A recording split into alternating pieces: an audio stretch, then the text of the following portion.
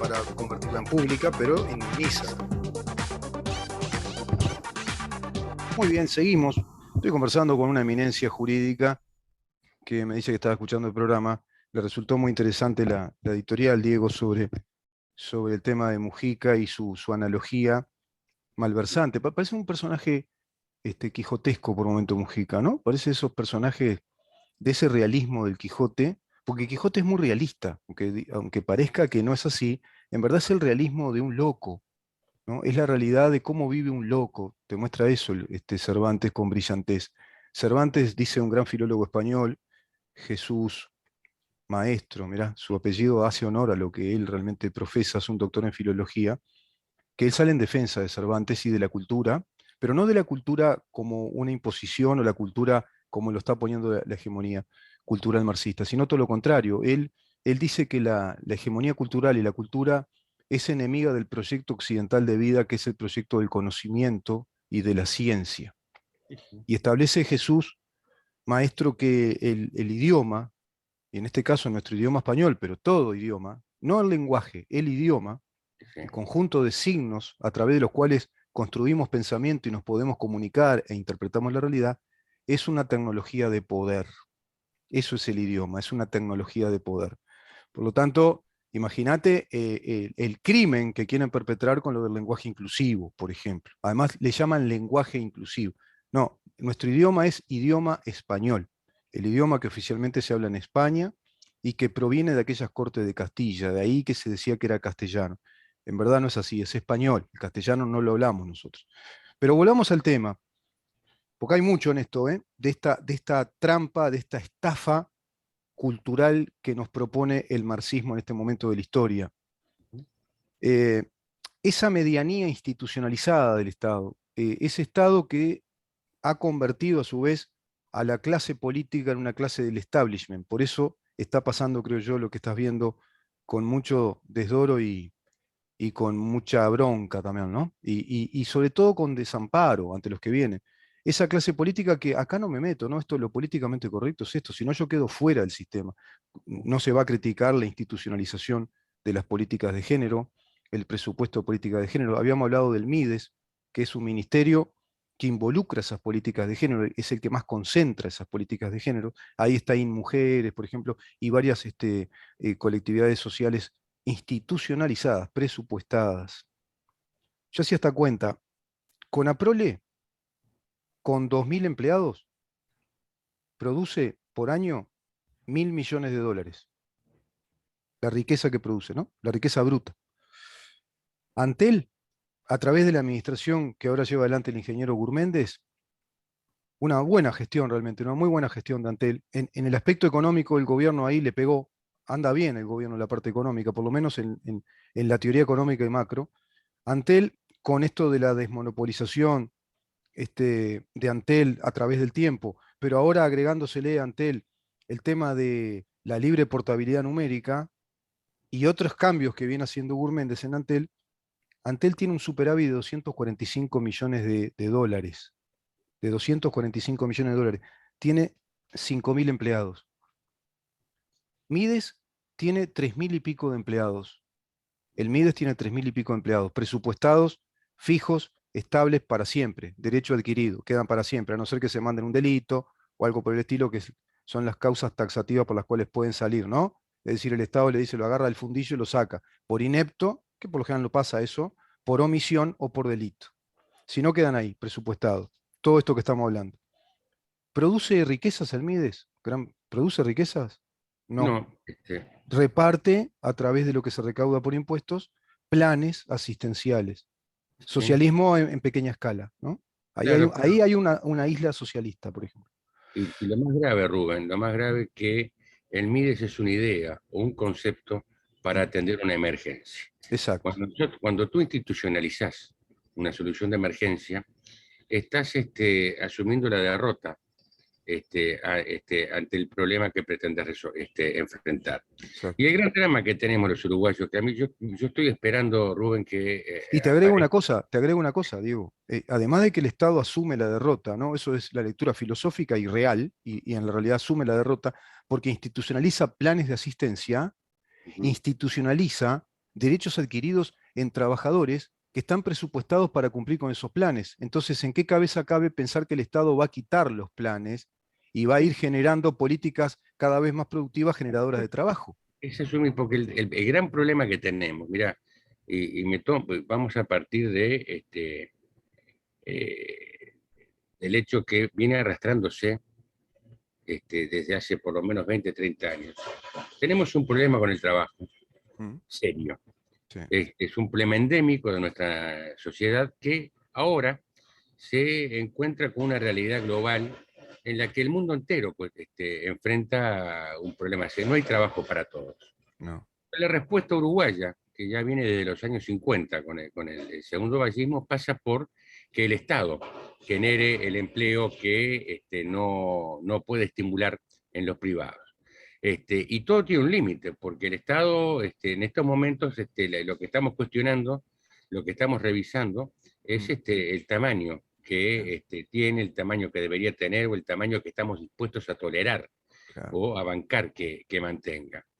Lo que nos lleva a una discusión que es mucho más profunda Mm, y tiene que ver con esta crisis de modelo con la que estamos lidiando. Por un lado mm, nos encontramos con un modelo social que claramente está mostrando inequidades con las que ya no se puede seguir viviendo, exacto.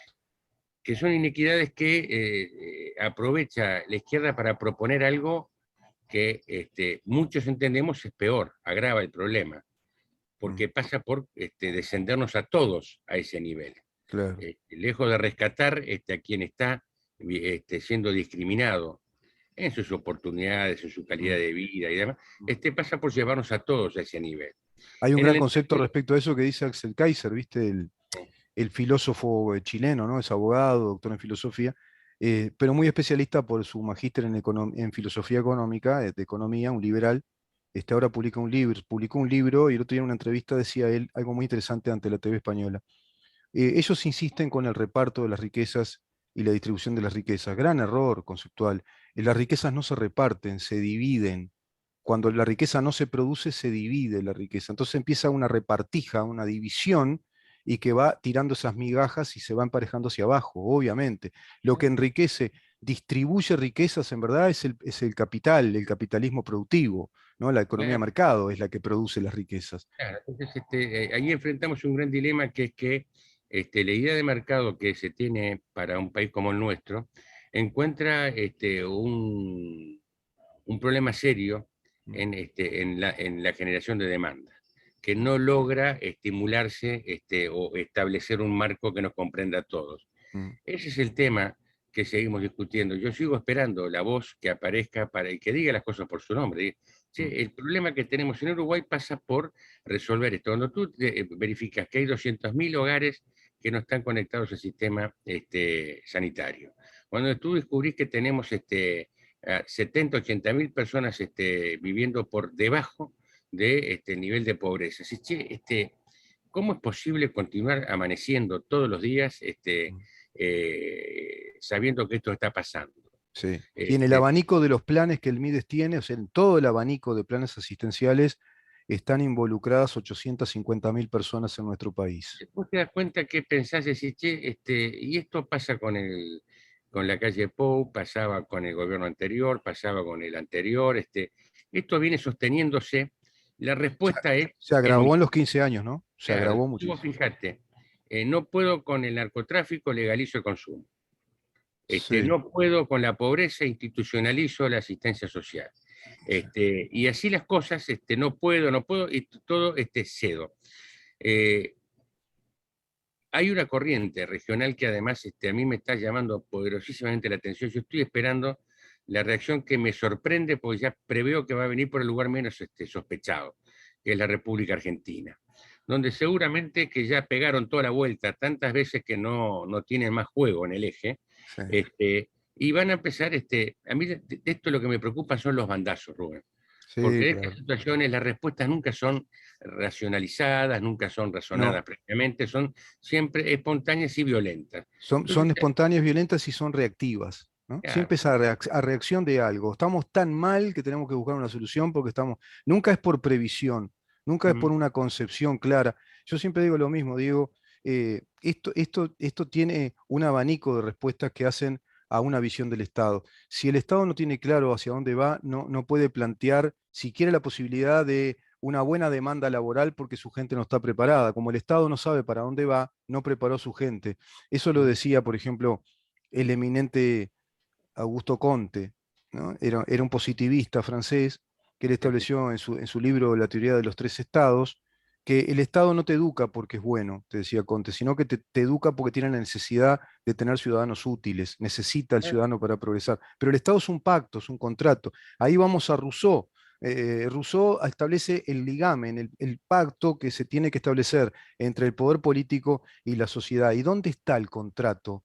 Dice Rousseau en el Emilio, en su gran obra El Emilio, en la educación. La educación es el contrato, en verdad. Claro. No es el contrato del que hablaba Hobbes. Rousseau dice, el ligamen está en la educación. Entonces, ¿por qué? Porque el Estado, eso se puede dar si el Estado sabe para dónde va. Por ejemplo, si Uruguay se autoformula o se reflexiona a sí mismo como Estado y se dice, yo quiero ser un Estado productivo, quiero, estoy viendo ejemplos como Nueva Zelanda, como Suiza, quiero ser un Estado realmente abierto al mercado, un Estado de mercado cada vez más abierto, productivo y con un Estado eficiente, moderno, que tenga que cumplir las cosas que tiene que hacer, ¿no? Que cumpla las cosas que tiene que cumplir, pero tiene que ser muy eficiente en lo que tiene que cumplir y el resto que quede en el mercado que el Estado lo va a proteger en cuanto al estímulo, lo va a estimular. Eso es Suiza, Nueva Zelanda. Entonces, vos vas a tener un sistema educativo que va a educar para eso y vas a formar gente que después te lo dan las cifras. Por ejemplo, Suiza, 42% de universitarios en su población. Alemania, 41 también, 40 y pico por ciento. Francia, un estado ya más caótico, más grande, 39% de su población es universitaria. Entonces, es evidente que esos números nos están hablando claramente de un estado que está más direccionado. Y eso que tienen problemas, ¿no? No Suiza, pero Francia es un estado problemático. Pero No, y Uruguay, los suyos también tienen sus problemas, todos tenemos sí, problemas. todos tenemos problemas. El Acá problema es no hay que paraísos en la Tierra. con la educación, entre otras cosas, lo que vos lográs desarrollar es una capacidad distinta para resolver diferencias, para resolver las situaciones que te plantea la vida. Claro, Y pero si vos nosotros a los estamos ahí jóvenes, carentes. vos a los jóvenes les enseñás realmente desde las bases teoría económica de mercado, teoría económica monetaria, qué significa vivir en el mercado, cómo podés desarrollarte como persona. Si vos les enseñás el amplio espectro de los pensamientos, de las ideas, de las filosofías, es decir, una visión universal de las ideas. Mirá, estos fueron los eclécticos, estos son los idealistas alemanes, acá estuvo el romanticismo, el positivismo es esto, ¿no? Como Arturo Ardao enseñó tan bien en su libro Espiritualismo y Positivismo en el Uruguay. Ahora, si eso vos lo estirpás del sistema educativo, vos le quitás la formación humanística, la formación universal, a esa población vos la estás cercenando, la estás mutilando, como el hombre que ríe de Víctor Hugo, como esos niños que mutilaban para que fueran el divertimento de los nobles Sí, sí, en claro. en aquellas aristocracias perversas, ¿no? Del Renacimiento europeo. Vos ya los mutilaste de niños, les mutilaste el pensamiento, porque les metiste una hegemonía marxista en la interpretación de la historia, de la economía, del modo de pensar. Vos les estás dando una literatura que es Bertolt Brecht y Bertolt Brecht, y le das a Neruda y Benedetti. En cambio, si vos le das toda la literatura, dales también Benedetti, Neruda, pero dales toda la literatura, ¿no? Sí, sí. Hablales de Felisberto Hernández en Uruguay también, hablales de, qué sé yo, de Carlos Reiles en Uruguay también, que conozcan quién fue un Juan Carlos Onetti, por qué escribió lo que escribió, y cómo se mofó también y mostró por dentro las internas de las oligarquías rioplatenses del Partido Comunista, porque eso es Onetti en varias novelas. Pero Ujú. es que si vos todo eso se lo quitás y si no tenés buena formación docente, si vos no tenés docentes realmente capacitados, que realmente sepan lo que están enseñando, vos no vas a tener generaciones preparadas, formadas, calificadas para decir, tenemos una sociedad de gente calificada. Que después el que es tornero, el que es carpintero, recibió en el liceo o en la UTU esa formación básica. Y que Claro. tengan una formación básica de lo que es el Estado de Derecho, lo que son las ideas políticas, el deber Sí, del ciudadano. Pero eso se lo sacó. Ahora todos están educados bajo esa hegemonía marxista. Ahí hay un ese es gran el plan. problema, la educación. Ese es el plan. Ese es el plan porque yo me resisto a creer que el estado de la educación de los últimos 30, 40 años en nuestro país es casualidad. No, Esto es algo premeditado. Y mi única discrepancia contigo es que yo tengo la impresión por momentos que los docentes que están hoy al frente de las clases saben de qué están haciendo. Entonces, eso es lo más grave. que hay Vos decís conciencia que de saben y se callan y se tienen que no, no, callar. no, no, que forman parte del plan, digo, Ah, claro, adiestrados para eso, porque claro. es muy difícil pensar que esto se sostenga. Yo tengo recuerdos de Yo mi... creo más en la teoría, ¿sabes? De Rodolfo Fattoruso. ¿Viste el Ah, escritor uruguayo? sí, sí, claro. Esa eminencia, ¿no? Una usina intelectual impresionante. Voy a ver si puedo hablar con él un día, si puedo dar con él. Él dice que cuando, por más que te hayas formado académicamente, si te adoctrinaste, si te tomó una doctrina que es totalista, es totalitaria en su pensamiento, te va despojando tanto del conocimiento del resto, de las Sí, sí, visiones de las cosas, que te convertís en un ignorante ideológico. Es decir, claro. esas personas tan adiestradas que tú decís que saben, pero saben mucho, están muy adiestradas en la retórica marxista, de la interpretación de Claro, la no, no, filosofía, pero han dejado de instruirse y de leer quizá y de prepararse en las otras visiones, ¿no? De pronto en una perspectiva liberal y filosófica de la historia, en una perspectiva más universalista o ecléctica, si vos querés. No, ellos están adiestrados en esa ideología y no salen de esa retórica. Entonces están muy entrenados para enseñar desde ahí, pero no tienen el entrenamiento, no tienen la experticia de enseñar el no, abanico no, universal del pensamiento. es Eso que lo yo perdieron. lo tuve en el liceo, yo tuve la fortuna de tener esos profesores. Que yo también. Por eso noto la diferencia. Y te agrego algo más. Yo lo que te dije, lo que manifesté recién es que percibo que hay una conciencia de lo que se está haciendo. Ah, sí, Y de las primeras cosas que perdemos, mira, a mí lo que más me asusta, Rubén, es cuando enfrento a alguien que no se cuestiona, que no se revisa, sí. o que no escucha cuando alguien exhibe una idea distinta o una posición no compartida. Allí comienzan los problemas. Sí. Y cuando tú hablas con los docentes, cuando tú hablas con la gente joven que asumió como verdades reveladas aquello que les ha sido dado y no admiten la posibilidad de revisarlo, uno debe preocuparse, porque esa tosudez es el viaje directo hacia, te iba a decir la incultura, pero hacia, es mejor representa la idea, la imagen de la subcultura que pasa por negar la posibilidad de que exista alguna otra realidad Y o te alguna otra condena a manera la de mirar. isla, te condena a la isla de ostras de la ignorancia, ¿eh? Porque Quedamos esa aislados. subcultura te Claro, convierte en un ignorante, porque ignorar quiere decir no claro, conocer algo. Yo, por ejemplo, claro, yo soy un ignorante de física cuántica, yo no sé la teoría de la física cuántica, pero no me puedo poner a parlotear de física cuántica. claro. Yo soy un ignorante de lo que son los principios de la informática electrónica, no me puedo poner a parlotear. Escucho a mi hermano, que es el que sabe, por ejemplo. Pero de pronto digo, bueno, en esto me he dedicado a estudiarlo, me preocupé de estudiar ciertas líneas de pensamiento filosófico, de estudiar el derecho, la política, la literatura, ¿no? Me he entrenado en la manera de comunicar, por ejemplo, como lo estamos haciendo contigo.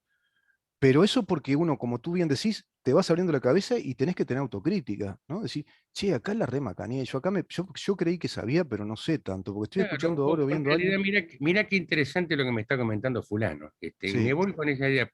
Y esto tiene esto no es filosofía de café, esto tiene una traducción práctica muy concreta. Mira, a mí me pasa, yo lo confieso sin vergüenza, yo hay muchos temas que tengo que enfrentar que a veces me interpela el prójimo.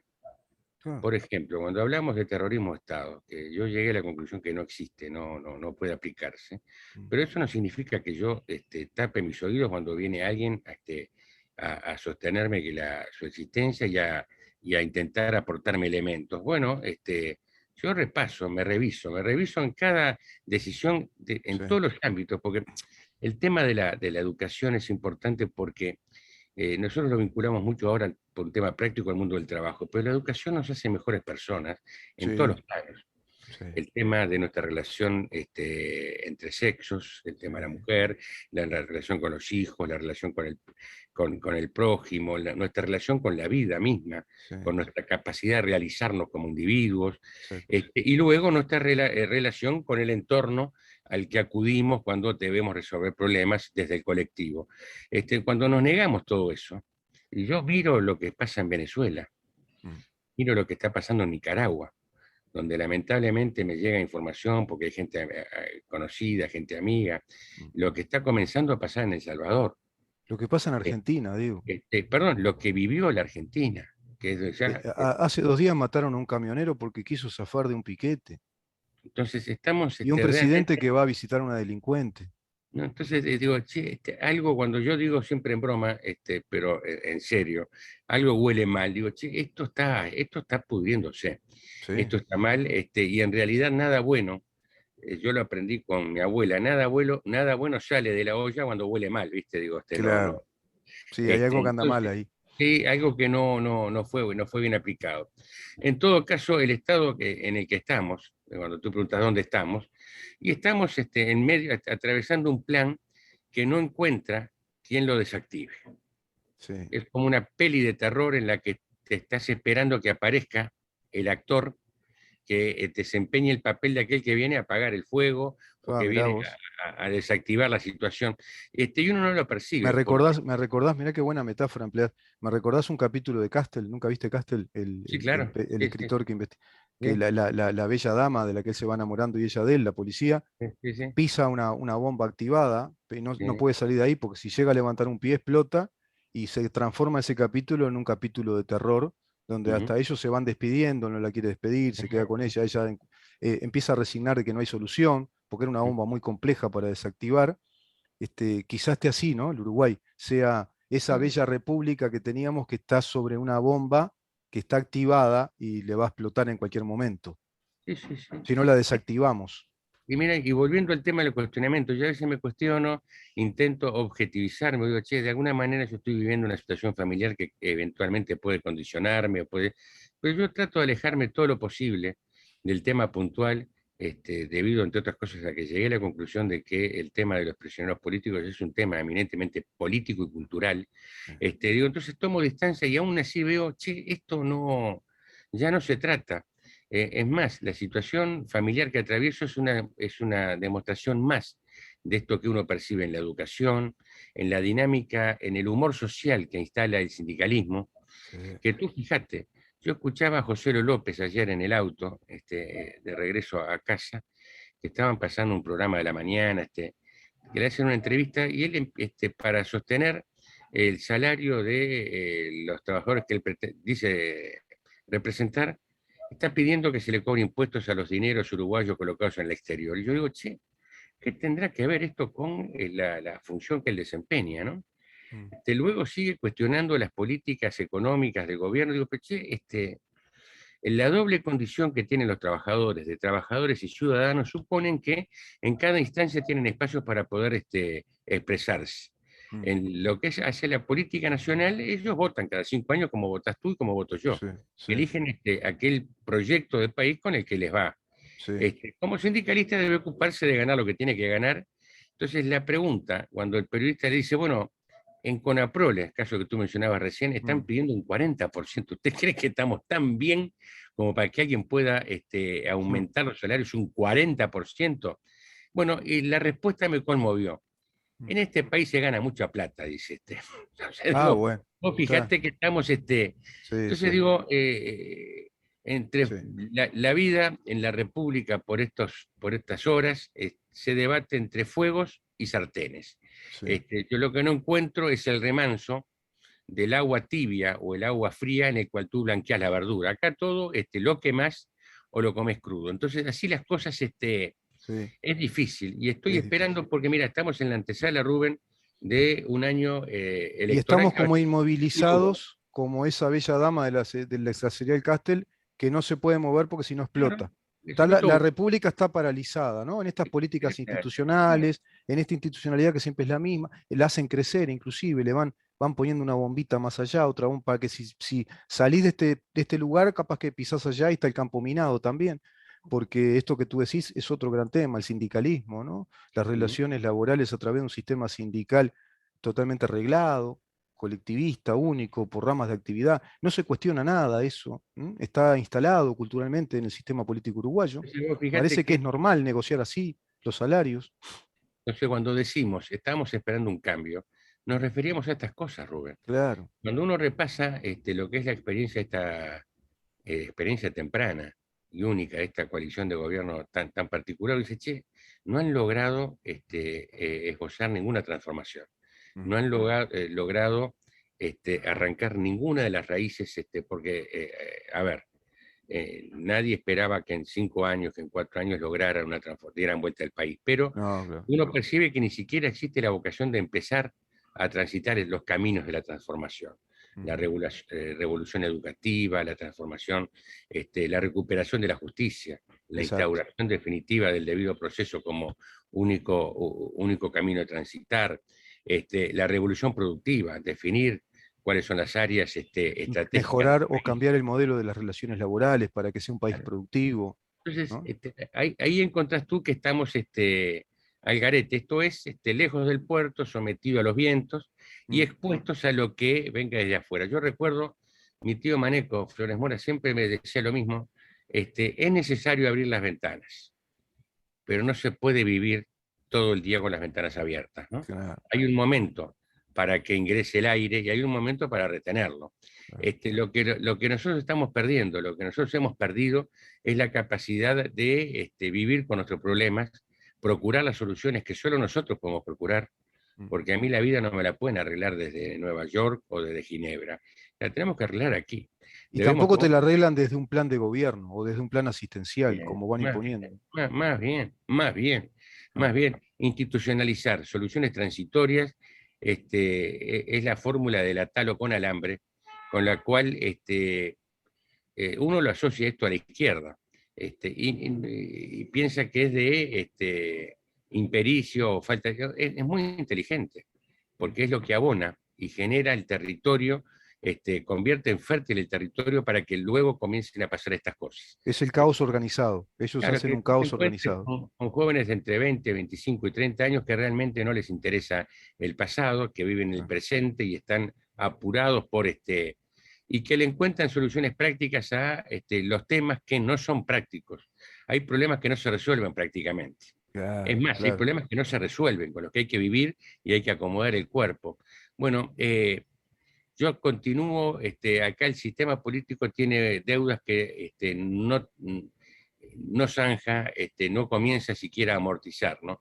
Una de ellas es la de dar respuestas y plantear claramente los escenarios posibles para atravesar las situaciones que vivimos. Exacto, exacto. Es así, Diego, es así. Te agradezco un montón esta conversación. Vamos a seguir, da para mucho esto, da para mucho.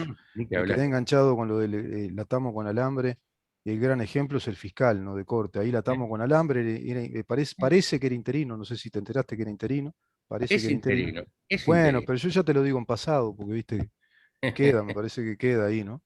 El Entonces vos decís, interino. bueno, che, Es es algo raro, ¿no? Algo raro, es huele raro. mal, algo Sí, sí. huele mal. Diego, muchísimas gracias por esta conversación. Creo que bien vale la pena y que podamos transmitir nuestras inquietudes al menos a ese conjunto de orientales que nos escuchen, ¿no? Tanto de mujeres como de Yo te hombres. agradezco a ti, yo te agradezco a ti. Muchísimas Un gracias, abrazo, Diego. Nos un vemos en abrazo. la próxima semana, ¿eh? Buena jornada. Vamos a una pausa y vamos cerrando el programa, Damián. ¿En dónde estamos? Es una producción de Organización Libertad.